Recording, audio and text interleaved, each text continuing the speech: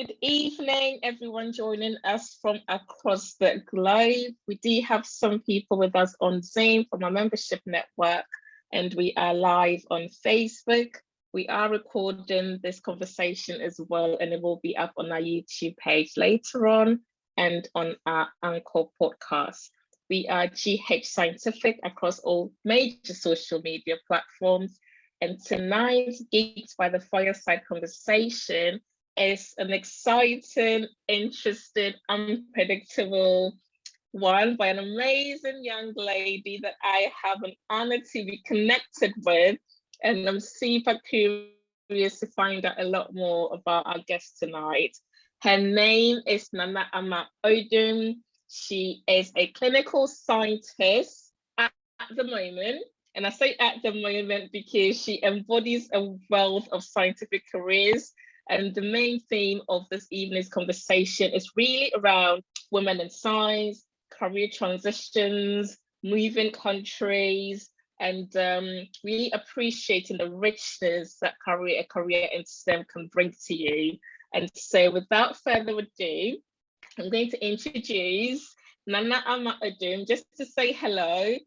Just say a quick one sentence about who you are, and I'll jump in with the Q&A, and hopefully we will be taking questions as we're going along, and we can leave you all excited, even more excited to be part of the wider STEM community if you're not a STEM professional already, and if you are, hopefully get some inspiration around how you can broaden your horizon within the sector. Quick intro, over to you, Nana. Thank you, Hephzi. It's such an honor and a privilege to be on this platform tonight. As Hephzi said, my name is Nana Odom. I grew up in Ghana and I have lived in the UK for about 12 years now. I'm an engineer by background, but currently working in healthcare as a registered clinical scientist. I was one of the very first to attain equivalence in my work stream in the UK. Cool, amazing. See what I mean, people? Like, yeah, wait for the rest of the conversation. So we are going to start from the beginning. I'm not saying beginning all the way from primary school beginning, because the first key area of interest is the fact that you did start your early life in Ghana, and now you have been based in the UK for a little over 12 years.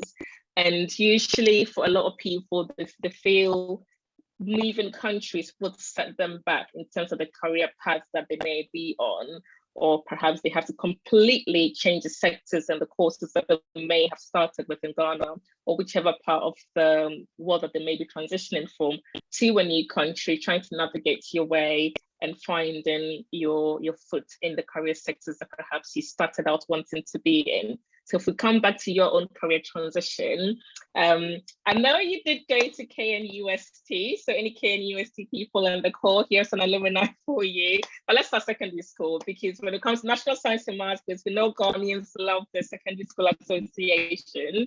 And for any non-Ghanaians listening to us live on Facebook, apologies. We are GH Scientific, wider network of our membership database, our Ghanaian focus. So in as much as we are reaching the wider STEM community, we are having Ghana-based conversations today. So let's start with secondary school, Nana. Where did you go? Yeah, so I went to Holy Child School. So I am a Hobson.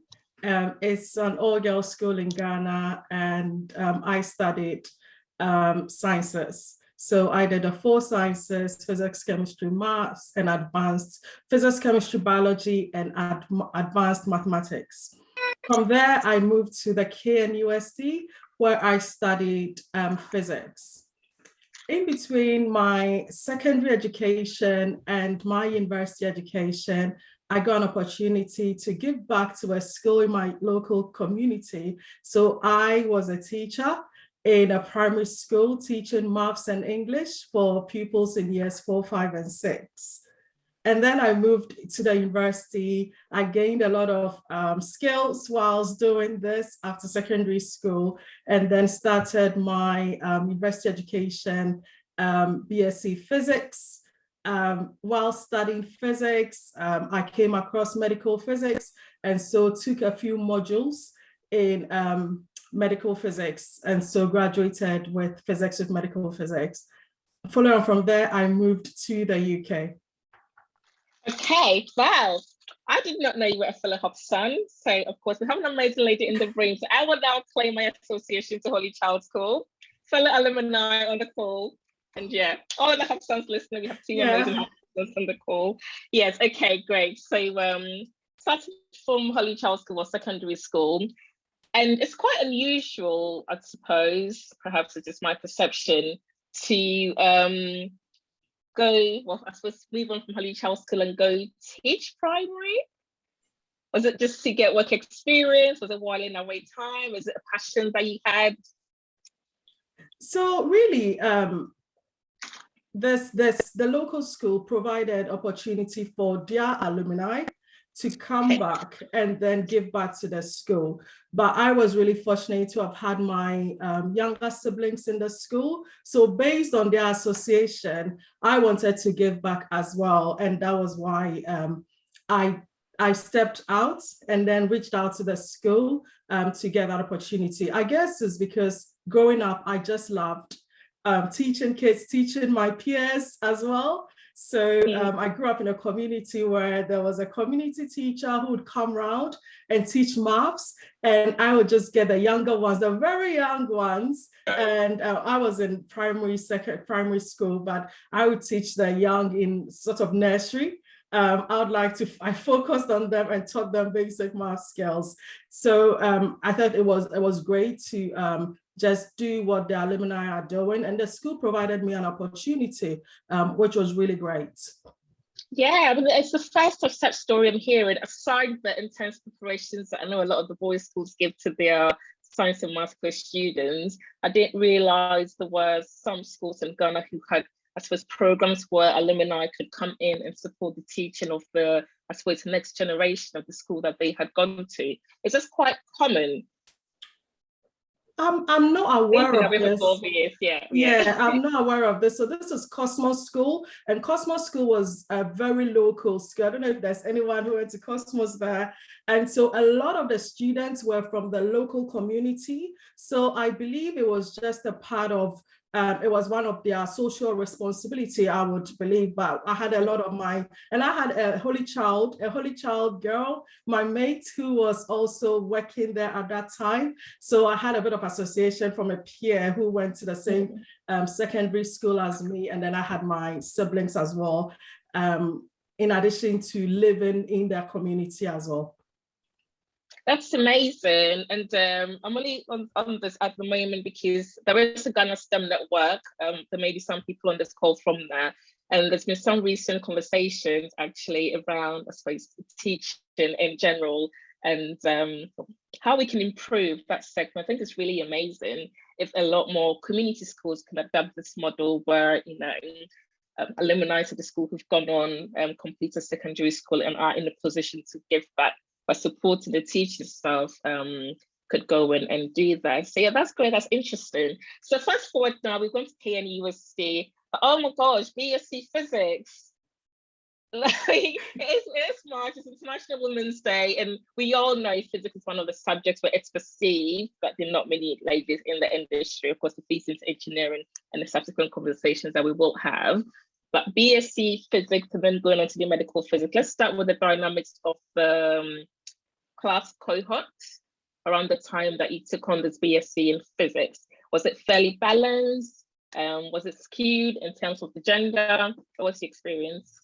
Yes, so it was a class of 80 and there were 8 ladies in the class. So heavily skewed towards the male. We had a lot of male in the class, and also the lecturers. We had one female lecturer out of the whole cohort. So it was a heavily male-dominated environment, not just from the teaching perspective, but just from colleagues as well. But the interesting thing is I actually didn't set off to do physics. I actually wanted to do engineering, and I was given physics instead.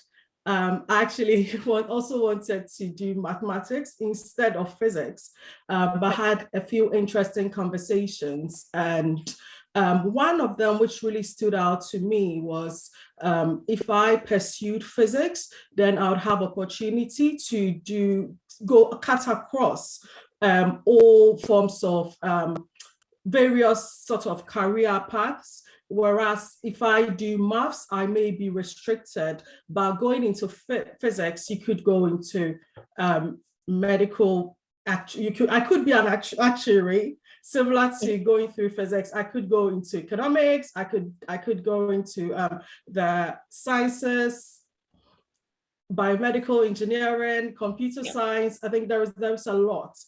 If you went through physics. So that stood with me, and that was the reason why I carried on that path. Yeah, interesting. Did you notice the fact that you only had about eight ladies on the course at the time that you were on the program, or were you just blended in well with anyone? Did you feel different at all? I did, because I'd come from a secondary school where I was part of, like, we were 29 girls in a class, and we were all studying science, and everyone was so ambitious, and there was no, I never felt a minority until I went into a physics class. And I also wasn't the traditional, in physics, in Ghana, some courses, there are a lot of stereotyping around it. So as a physics girl who was very sociable and liked to dress up and all of that, I wasn't a good fit for the physics class. I think I was seen very different from all the ladies, including the lecturers as well. In fact, I got picked up for doing my nails and putting on an anklet and coming to class with a skirt. But that hasn't stopped me. I've still continued to be myself, even through my career as an engineer. So yeah, there's a lot of stereotyping, and that really stood out for me. And it was quickly I really picked it up in the first year, where I realized that I was very different, and I was seen as different in that class.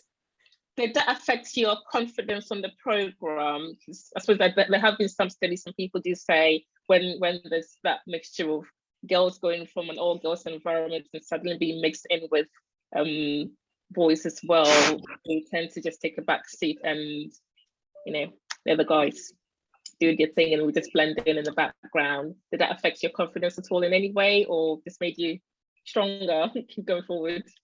I would say it made me stronger. I would say it made me stronger. It didn't affect my confidence at all. Really just opened my eyes to various different things. Again, I wanted to work in NASA, and all my colleagues in primary school, in secondary school, they thought I would always work in NASA.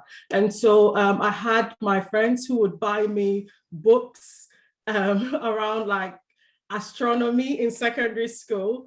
But I think that was a turning point for me, that being the only female, I didn't see anyone who looked like me. There wasn't any representation within that physics community. And so coming across medical physics, and that's how I transitioned into healthcare. So I came across medical physics in my third year, and I knew that I could use the physics to exert influence in healthcare. And with my nature, I love caring for people, I love being around people, I like socializing. I felt I could use my physics better within healthcare. And that was the reason why I switched from wanting to work in NASA into healthcare, and I've remained in healthcare till date. Okay, thank you very much. I'll just say at this point, anyone who is joining us or join the conversation midway or is listening live on our Facebook feed, and this is Gheeks by the Fireside.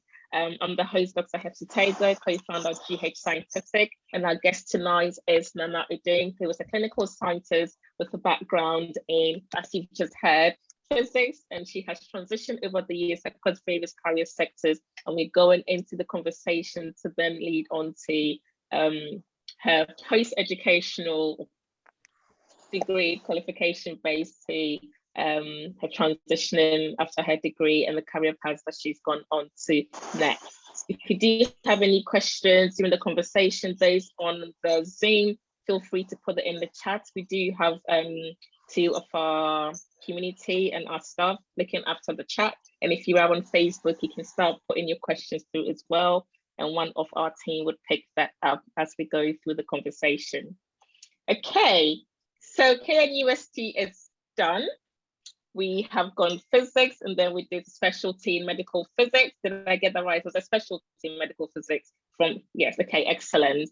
Career prospects then, after graduation, what next?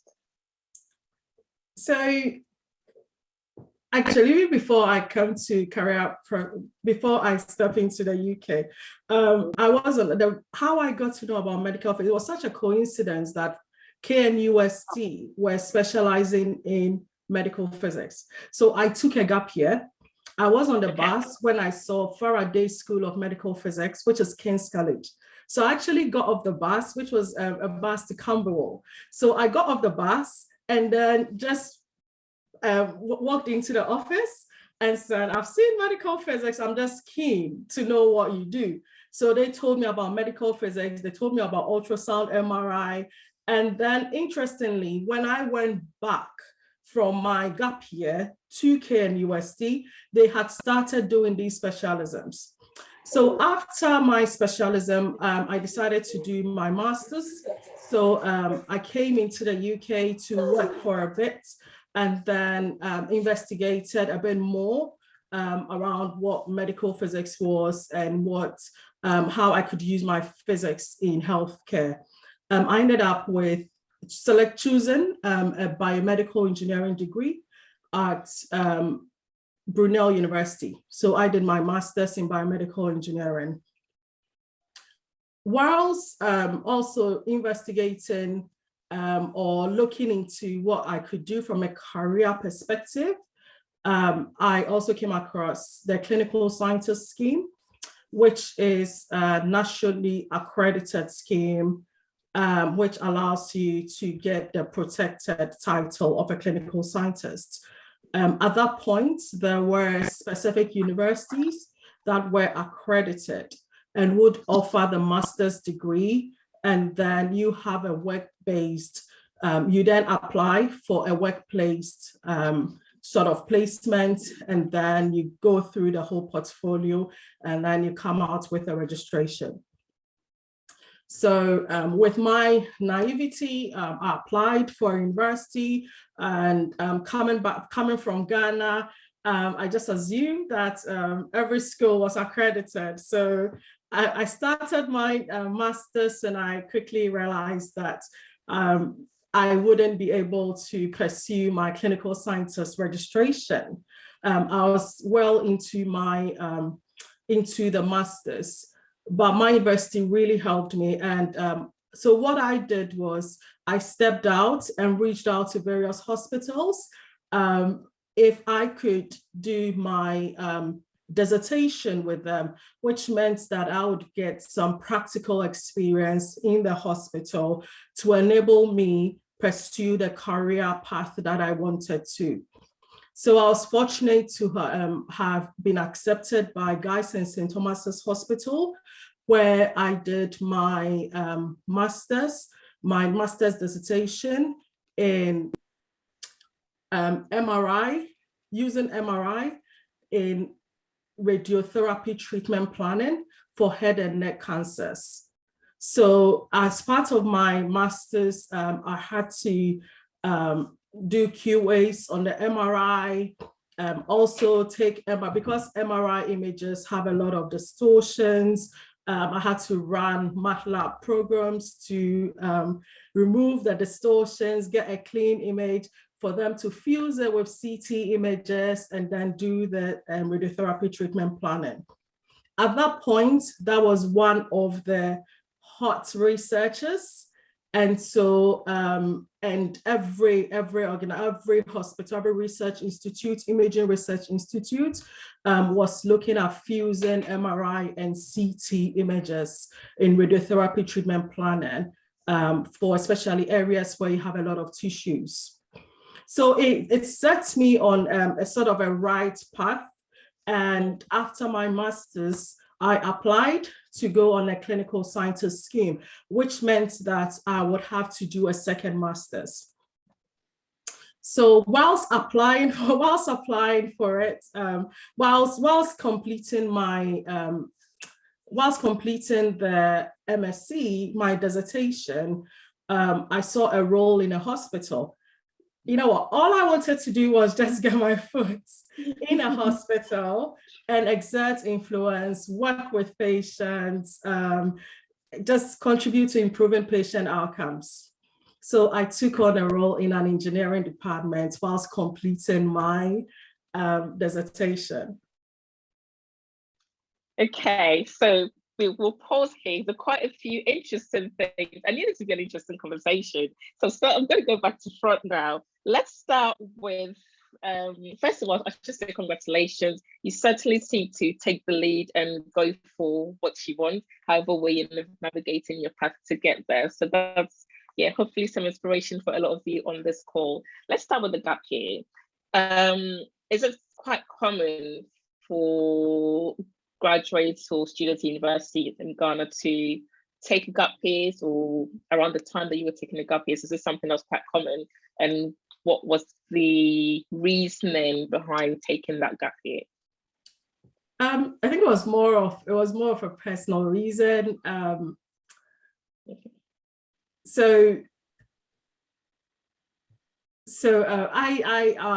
lost my dad quite early, and my mom had been supporting us. And so I got an opportunity and I thought, okay, I'll do a bit of work outside and then go back and then carry on with my education. So that was really the main reason why I took that gap year. I would say that it really opened my eyes to a lot of things. And yeah, so that was the only reason why I took that gap year. Yeah, it was quite common as well, to be honest. So I wasn't the only one in my cohort who did it. We were all coming for holidays. So holidays was something that we used to do. So summer holidays, anytime I had a long break, we would come in and then go back. But when I finished second year, I took that year out. Yeah, which seemed to have been a great thing to do. So I'm actually a great believer of taking gap years. I left Ghana after Holy Child, so I didn't do my university in Ghana, but then I did come back to sixth form, and after sixth form had to take a gap year, mainly for financial reasons and to save up before university. And so it was a rich year, and there is a lot of rich experience that you can gain whatever you choose to do during that gap year. And so again, if anybody's around that stage and you can't, of course you must go back and do something. Don't take a gap year and just like, chapter closed and never go back and continue your education unless of course, go down entrepreneurship with etc. etc. But yes, on coming back to the gap year, I think it's a really great opportunity that young people can have if it's something they can afford to do. So on to reality of finances now, because university is not cheap, whether in Ghana or even more expensive if you're going abroad to study. So did you get a funded program? Was this self-funded? How were you able to make that transition from funding an international education as compared to if you'd stayed locally? Even more for a master's program. So I had a few family and friends chip in. However, I was working as well. And before I even started my master's, I worked for about 6 months and ensured that I had some yeah, some money available. But yeah, during my master's, we're allowed to work 20 hours. So yeah, I did work to support myself financially, as well as family also helping. Yeah, great. Okay, thanks for sharing that. I should say there are other organizations who do support with scholarship or funding applications for postgraduates. If anyone's interested, I know an amazing young lady called Lois who can help support you if it's something you are considering. Okay, so now on to clinical sciences. What is clinical science? Who was a clinical scientist, and how would I even know to look at the current sector? So tell us a bit more about clinical scientists, what they do, how this accreditation thing works, what are the options, etc., etc. Yeah, so as I said, clinical scientist is a protected title. You register through the HCPC. It promotes patient safety, because when you have that protected title and you do not work within the required standards, HCPC, you would be held liable by HCPC. Also, as an engineer working in healthcare, as you go up the ladder for senior and most senior leadership roles require individuals to be on some form of registration. So being an engineer working in healthcare with a clinical scientist protected title means that I could also apply for those senior roles that my colleagues who are medics, who are nurses, physios, who traditionally have got registrations. It puts me in a right standing. But a clinical scientist, we are a group called healthcare science. Healthcare science is a workforce which spans from physical sciences. So within physical sciences, you have engineers, medical physicists, you have GI physiologists, all coming under physical sciences.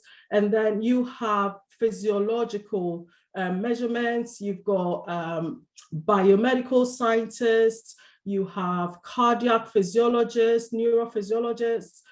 All of them come under the work stream or the title healthcare scientists. So within that healthcare science work stream, I specialize in medical device risk management and governance, which is under clinical biomedical engineering. So you could be a clinical scientist, but you could be an immunologist, you could be working in histopathology, you could be working in cystology, or you could be working in neuro, cardiac, respiratory. So it is a really broad title. And we contribute to 90% of diagnostics being made in healthcare. So they're usually, so apart from working in patient facing, a lot of these roles are invisible, but I always say that we sort of work in the background to make sure that things are happening within healthcare. So as an engineer, my role is finding solutions to optimize healthcare delivery using technology. So this is where I specialize in. And I could break it down in this is at a high level, because I have worked in like patient-facing roles where as an engineer, as a scientist, I've worked with children with like complex disabilities. I've also worked in non-facing roles, and I've worked at the technology side where I have actually repaired their kits. So yeah, so clinical scientist is that protected title for all healthcare scientists. So if you want to be a clinical scientist, you start from the healthcare scientists work stream, but you have, I think there's about 79 different specialisms covered under the healthcare science bracket. And I am a biomedical engineer or clinical engineer. Clinical sciences. Interesting. And delving a bit deeper, what's your day-to-day role like? I know you've been in various roles, so let's take a patient-facing role. What's the day-to-day 24, well, an 8-hour typical day working week for the patient-facing role? What would that look like? Okay, so when I worked in a patient-facing role, I worked in assistive technology. So assistive technology, we provide technology to, or we assess children. So I worked in a children's services where we assess children who had limited mobility or no mobility at all, no speech, no communication, to be able to access their environment. So on a typical day, I would go into work, and this is going back 6 years ago. I did patient-facing like 6 years ago. So on a typical day, I'll get into the office, I'll get a phone call from a school that a child cannot access the whiteboard. And it may be a child who has no speech, who has limited mobility. And so we've assessed them, and they are using a part of the body that has voluntary movements to control technology. So you'd have children who use their eyes to control a PC.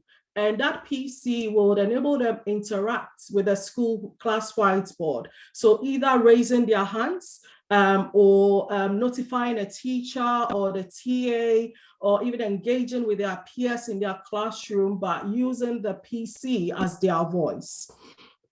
They also, when they are home as well, it's the same PC that they use to control their doors, their curtains, they play their videos. And so you can typically get a call from a school. I would go into the school, work with a child, sort out the technology, might go home as well to another child's home, sort out the technology at home, either with a wheelchair. And then you also undertake a lot of assessments. So a typical day, I could do, because it was a community work as well, I could do like 50 miles around Kent, either visiting homes and schools, and then back in the office, sometimes to do assessments. It could be calling a vendor to sort out a technology, or talking to a parent to assure them or reassure them, or make them comfortable around the technology that has been deployed to the child. I really enjoyed patient-facing. So even when I transitioned, I always looked for an opportunity to where there are gaps to enable me to do some patient-facing. So either it's introducing an innovation that I can get a patient to try, or bring in multiple stakeholders together to find a solution that would enable a patient feel very comfortable, very safe within the hospital environment. So improving their experience as they move in and out of the hospital. So I really like to, this is something that I'm really passionate about. I love working with patients. I can see the passion coming through 100%, 110%. We can see you really gone into it now. But good point to say, if anyone's got any questions or comments, do please put them through, because the conversation is just getting better, and I am keeping an eye on the time as well. So write down your questions. We are going to come to the Q&A shortly. Okay, so fast forward, I should say congratulations. So Nana was the 2018 recipient of the prestigious Chief Scientific Officers Women in Science and Engineering Fellowship. So huge congratulations. We have so many amazing Ghanaians out there that we need to be celebrated. Can you tell us a bit more about what this fellowship is about and the opportunities that it's brought to you?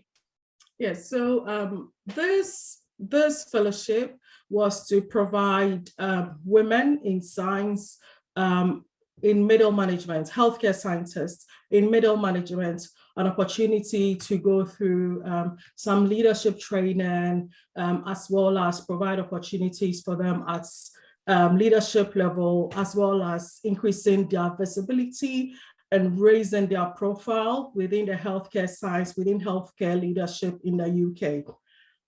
And there were four ladies who were selected across the UK. Amazing. And I was one of them.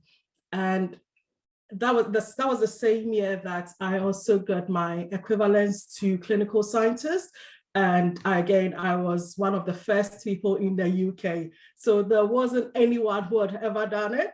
So it was me, myself, and I having to go through my portfolio, working with other colleagues who work in different fields, who were so used to it, and ensuring that we've got it. So yeah, it actually opened a lot of doors for me. Going through that, I would recommend this because through my career as an engineer in healthcare, it's very different from my colleagues who did engineering in industry. So I never had like a formal mentor. That was my first opportunity to get a mentor and also a coach. So that provided me that opportunity to go through that mentorship, as well as have a coach that I could work on different aspects within my career and even outside of work. It also provided me with a lot of it gave me speaking opportunities as well. And I also had opportunity to attend a few conferences, which meant that my network expanded. And yeah, but it was a great year. And even after that year, I've still continued to engage with the wider healthcare science community. Interesting, great. So I should say again at this point, Nana is a wife, of course, she's a clinical engineer. She's a mom of 3, and she is keen to mentor girls from ethnic minorities to pursue careers in STEM and support other moms starting off on their careers, STEM or non-STEM related. And so I know someone who knows someone who knows someone who is connected to Nana. So if you become a member of GH Scientific, we can hook you up, right? I just put that out there now. And okay, back to the more serious conversation. Let's take some questions now, actually, before we come to your management professional current role that you're in. I'm sure there's a lot of questions that our audience would be waiting and eager to ask. So first, we have a comment from Mami Adra saying, Nana, I'm so glad to see and listen to you. I do remember all the wahala at the physics department. Okay, so Mami Adra must be connected to you. If you're not part of the GS Scientific community, Nana, Mami Adra, you must be, because you're on the course, so you have the Zoom link. So welcome to the family. Thomas says, how do you keep the relationship with your mentor, and does this influence how you relate with mentees? Yeah, so how do I keep my relationship with my mentor? I always made sure that when I am arranging a call with the mentor, I am really clear about what I want to get out of that meeting. And in terms of relationship, I would say I had it was quite a cordial relationship. And it was someone that I highly respected, because they were high in their field, and a woman as well who was in a very senior position. And so I really respected and appreciated any advice that she was giving me. So I think I would say that it was a very cordial relationship, but I could also felt that because of her career path, I was able to, and she was a mom as well. So I could seek advice on some of the challenges that I faced as a mom pursuing a career in STEM, and also trying to balance family life, as well as trying to expand my or increase my career, have aspirations, I would say. In terms of my mentees, again, I am very open. And for my mentees, all I love to do is listen. That is I listen to them a lot. And then we do have a very cordial, again, relationship. I just need to make sure that I encourage them to know exactly what they want to achieve, and be clear on what paths they want to they want to go through at that whatever points they are in their career path. But it's more of a hand-holding. And I would say that I also, it depends on, it depends on the mentee, because sometimes I would go through, it would be more like management, and at other times it will be more like listening, giving them a listening ear. I don't know if that answers your question. Hopefully it has, unless Thomas comes up with a follow-on question. So an important point you picked on about balancing family, motherhood, career, and it's a really important topic for young ladies, even the young men as well. When you're all at the point where you're trying to climb up in your career ladders, opportunities are coming your way, and you're nurturing a young family as well. What advice one would you give to any of our listeners navigating that phase? And for those who are yet to navigate that phase, what sort of advice can you give for the young ladies or the young gentlemen as well? So one thing I'll say is don't be afraid to ask for help. That was something that I didn't do when I started my career. Especially working in a male-dominated area, in a male-dominated field, I was even hesitant to even go to my boss. Especially, I know we've got men, especially when I was pregnant with my first child. I didn't know how to say it. And when I think about it, I was taking on tasks which I shouldn't have taken on, working in a workshop and all of that. So I'd say, ask for help. Don't be afraid to ask for help. But for me, what changed for me was, again, I went to a conference and I had a CEO of a woman and one of the engineering firms. And she talked about getting a nanny. That was her talk about how getting a nanny had changed everything for her and had enabled her pursue her career. And so I came back and had a chat with my husband, and that was what we decided to do. And so that really helped. But I wasn't afraid to talk about it.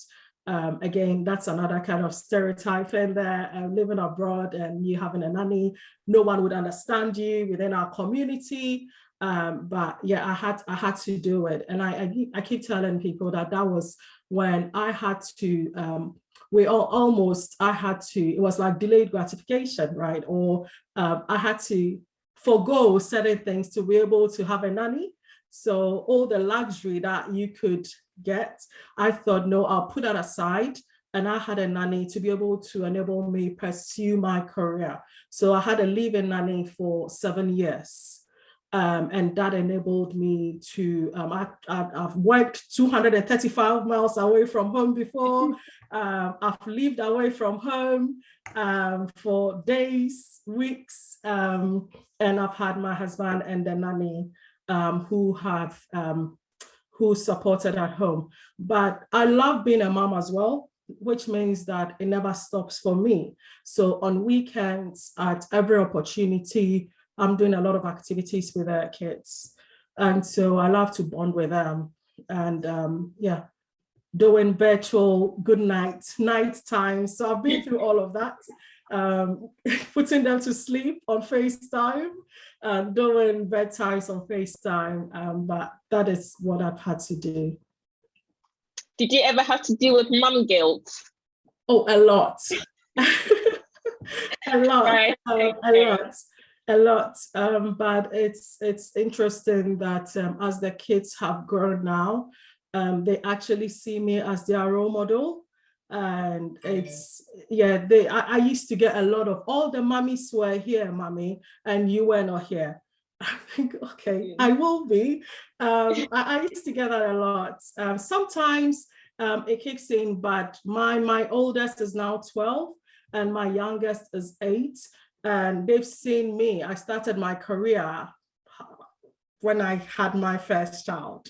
So they've seen me through the whole career path, working full-time. I've worked full-time for 12 years. So I think they now see me as a role model. They do understand me, but that mom's guilt, I'm trying to grow above it, and I have a conversation with them around what mom needs to do. They understand it now, so I can get away with it. Yeah, whereas, very easy. Again, yeah. Congratulations to you. As I said, you are really inspirational, and I do hope everyone is getting a lot of richness from this conversation.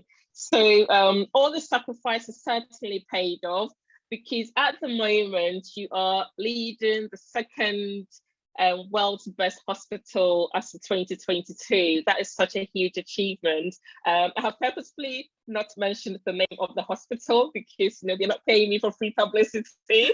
So I will leave that over to you. But again, going back to our audience and our listeners, I really hope you are getting a lot of value and inspiration from this, because I don't say this lightly when I say Nana has really, she is making Ghana proud. She is making a lot of women proud, and certainly are an inspiration for me, myself personally. And so let's come to your current role now. You are obviously in a super prestigious role in senior management. Tell us about, we're going to round off now with your current role now. Do you lose sleep over the numbers, budgeting, finances? What are you having to deal with now that you're in senior management? So I work as the medical devices program lead.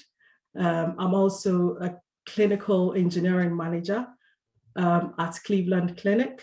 As Hephzi said, is the second best hospital in the world. It's a global organization, and they are expanding into Europe, and London is their first spot. So we're currently building a 184-bed hospital with 8 operating rooms, 4 procedural rooms, cath lab, EPIR, 2 endoscopy suites, and a lot of diagnostic services as well. And my team is responsible for making sure that all these equipment are safe when we receive our first patient. So the main hospital opens very soon, but we actually went live with an outpatient, with one of our outpatients last year, September. So my life at the moment has been operations, which is making sure that our outpatient is running safely, as well as kitting out a hospital and making sure that when the first patient arrives, nothing goes wrong. So it's a lot of, yes, it's the budget, money, thinking about that, but also resource planning, as well as making sure that the clinical workflows align with the technical workflows. So as I said, I really love the patient side of things. So even though I'm in management, I love every morning to engage with my clinical colleagues, understanding how they are going to manage their patient flows. And then I work with my team to ensure that the technology that we are putting in is optimizing how they are going to deliver that care. The hospital that I'm working in as well is the first digitally enabled hospital of its kind in the UK. We have a lot of technology, like pharmacy robots that would do unit doses. We have really like various forms of robots to be able to do minimally invasive surgeries. We also have medical devices that are highly connected and send data into the patient record. which will enable our clinicians to have a lot of information to make those clinical decisions, but also for our patients to empower them, because they would have access to their diagnostics and a lot of the data that is coming from their healthcare technology as well. So yeah, that is my role at the moment, which I'm really enjoying. Great, interesting, exciting note to round up on. So we are coming up to the top of the hour allocated for this conversation. Do we have any questions? You can unmute to ask, or you can type it out in the chat box whilst you're thinking about your questions. Again, I would say for anyone listening, this conversation is brought to you by Gheeks by the Fireside through GH Scientific. You can find us online, www.ghscientific.com, and we are on all social media channels at GH Scientific.